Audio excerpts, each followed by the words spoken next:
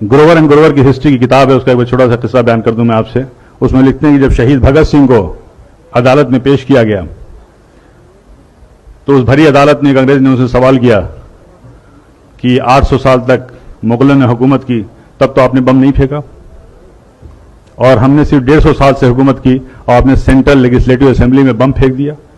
उसका बहुत अच्छा जवाब भगत सिंह ने दिया था कि देखिए, मुगलों ने जो हम पर राज किया है वो हमारे दिलों पर राज किया है, और उन्होंने इस मुल्क को सोने की चिड़िया बना दिया है, और इस सोने की चिड़िया की चमक से आप 7 समुंदर दूर से यहां तक आए हैं, और यहां पे आने के बाद अगर आपकी हुकूमत को अगर एक लफ्ज में, एक लाइन में कहा जाए तो वो ये कि आपकी हुकूमत एक स्पंज की तरह है जो गंगा के किनारे हीरो और जवाहरात को चूस करके इंग्लैंड में जाकर के टेम्स नदी के किनारे निचोड़ती है, और वो इंग्लैंड मालामाल हो जाता है, और उस दौलत के मालामाल होने के बाद उससे आप अपनी तरक्की करते हैं। मुगलों ने, पठानों ने यहां नहीं किया, इन्होंने यहां की चीजों को यहीं पे खर्च किया, यहीं पे इमारत बनवाई और यहीं की धूल में अपने आप को मिटा दिया। यह था भगत सिंह का जवाब। की छुपी नहीं है कि मुसलमानों का जो किरदार रहा है, जो कुर्बानियां रही इस मुल्क की तरक्की में, इस मुल्क की आजादी में, वो लासानी रहा है, बेमिसाल रहा है। और अगर देखा जाए तो ये मुल्क जो है, अगर आप तारीख में देखें तो हिंदुस्तान जो हमारा मुल्क है, मुत्तहिद मुल्क नहीं था। बेशुमार राजा रजवाड़े थे, रियासतें थीं, उस पर हुकूमत करते थे उन पर। लेकिन जब मुसलमान यहाँ पे आए हुकूमत के लिए, सबसे पहला जो काम उन्होंने किया था वो ये किया था कि इस मुल्क को एक किया था, वो बंगाल से लेकर अफगानिस्तान तक, और इस मुल्क को मुत्तहिद किया था। ये हमारी खूबियां थी। अगर जंगी निज़ाम की बात करें, जो हम वार स्ट्रेटजी की बात करते हैं, सबसे पहली तो इस मुल्क हिंदुस्तान में ज़हीरुद्दीन बाबर लाए थे। पहला जो रॉकेट था वो शेर मैसूर टीपू सुल्तान ने बनाया था, और ये तारीख में दर्ज है।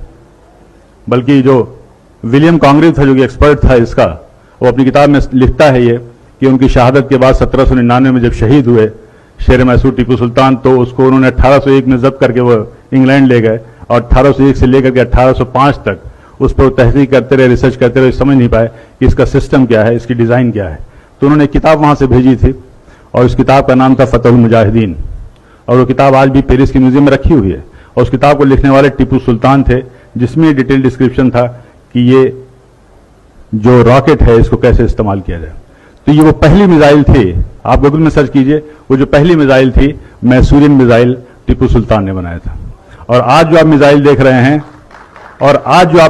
रहे हैं, अग्नि मिसाइल, पृथ्वी मिसाइल, इसके भी बानी एपीजे अब्दुल कलाम है, जिनको आप मिसाइल मैन कहते हैं और जिनको फादर ऑफ मिसाइल कहते हैं।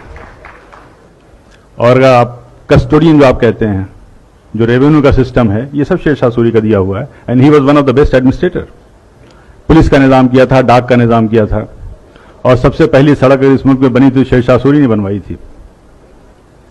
करेंसी सिस्टम में एक बदलाव लाए थे। रुपए जो जिसको कहते हैं आप यूज, शेर शाह सूरी का वो था। ग्रैंड ट्रंक जो रोड थी कलकत्ता से लेकर के पेशावर तक, ग्रैंड ट्रंक रोड उसी की यादगार है।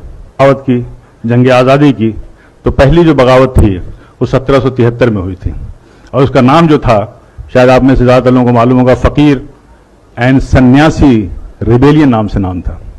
यानी बंकिम चंद्र जी ने अपनी आनंद मठ की किताब में साफ साफ लिखा है कि उस जमाने में जो फकीर और सूफी हुआ करते थे, जो साधु और सन्यासी हुआ करते थे, वो एक साथ जाते थे, झुंड का झुंड जाते थे, और अंग्रेजों के गोदाम में वो लूटते थे, और उस कहत के दौरान वो जो अनाज लाते थे वहां से वो हिंदू और मुसलमानों में तकसीम किया करते थे।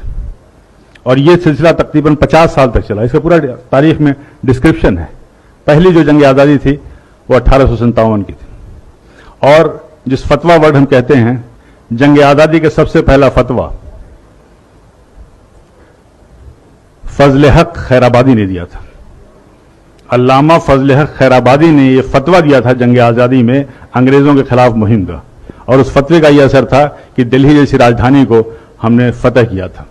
लेकिन उसके बाद से ये तारीख में लिखा हुआ है कि लेफ्टिनेंट जनरल हडसन लिखते हैं कि जब हमने दोबारा बड़ी मेहनत और मशक्कत से दिल्ली को फतह किया, तो उस वक्त इंग्लैंड से एक खत आया था, एक टेलीग्राम आया था, उसमें साफ साफ लिखा हुआ था कि देखो ये जंग आज़ादी जो है 1857 की, ये जंग आज़ादी दरअसल उलमाए कराम की जंग आज़ादी है।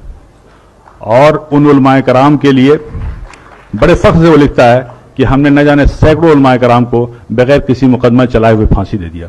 और ये कोटेड है, तारीख के फिगर्स में बता रहा हूं कि उस जमाने में जिन 51,200 लोगों को फांसी दी गई थी, उसमें से तकरीबन 27,000 से ज्यादा उलमाए कराम थे जिनको फांसी दी गई थी।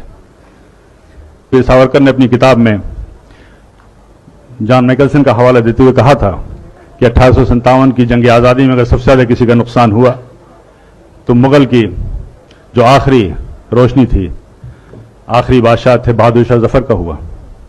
और उन्होंने उसका जॉन मैकलसन का हवाला देते हुए लिखा है कि एक बार उनको नाश्ते पे जब उनसे इसरार किया गया तो बहादुर शाह जफर ने कहा था कि मुझे ख्वाहिश नहीं है। उसके बाद से वो लिखता है कि हम लोगों ने उनकी आंख में जहरीले ऑइंटमेंट लगाना शुरू कर दिए ताकि उनकी बीनाई चली जाए। और उन्हें इस बात का इल्म था कि इस्लामी कानून में, इस्लामी शरीयत में कोई नाबीना अंधा शख्स कहीं का हुक्मरान नहीं हो सकता। और फिर वो दिन भी आया जब उनसे उनकी मर्जी के खिलाफ नाश्ते में उनके प्लेट पे लाल मखमल से ढके हुए 3 सर लाए गए थे, जिनमें 2 सर उनके बेटों के थे और 1 सर उनके पोते का था। ये थी कुर्बानियां। क्या जुल्म सितम के बाद भी मुसलमानों के लिए कहना पड़ेगा कि जंग आज़ादी में शरीक थे या नहीं? क्या अब भी इस उन्वान की जरूरत है? अब भी इस प्रोग्राम की जरूरत है? क्या चांद सितारों की मौजूदगी के लिए बहस होगी? कतई नहीं।